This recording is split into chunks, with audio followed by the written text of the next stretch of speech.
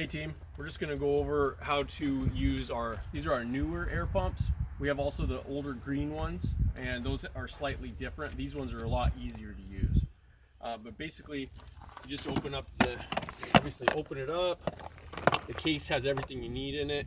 You should have an extra extension cord in yours, and it's also good to have an extra extension cord in your backpack.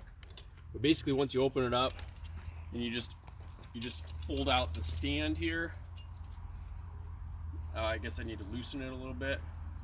I'm just gonna fold out the stand, and then this little piece screws to the left, and it should go up a little higher than that. There we go.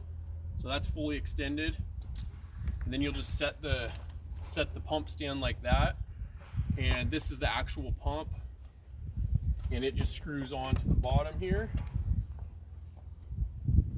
The one thing, the older green ones, they were battery powered also.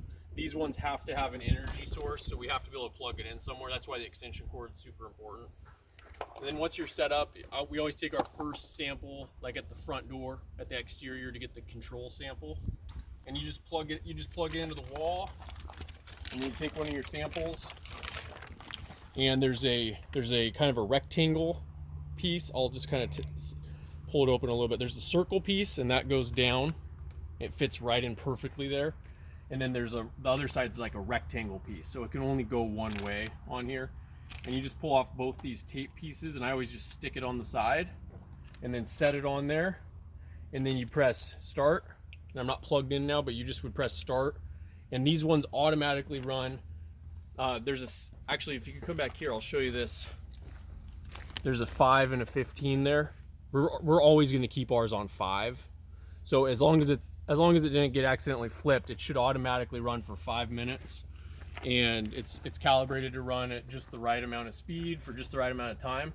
And once you hear it turn off, then you just take your sample, put the tape back on, go ahead and label it. I would just label, if you took the sample outside, or if you took in the living room or basement, then just label those, and then you put it back in your bag. And when you're all done, I'll be right back. When you're all done, you fill out your chain of custody on the ProLab 24 app, and then once you're all done, you drop it in to these FedEx packages. They're prepaid to go to the lab, and seal it shut, of course. And then the last thing you do right before you drop it off, and this is very important because I've messed up on this before, you put in the serial number. The chain of custody on the ProLab 24 app will ask you for that serial number, and that tracks it. I think at least maybe 2 times had one get lost in transit somewhere, and if we have that recorded, the lab can help us look up where it is and figure out if it's still sitting at Walgreens, or if it actually is maybe halfway there or lost at their office. But without that code, they can't really help us out very much, and we have to go back and do it again. So that's basically the overview of how this all goes. Have a great day.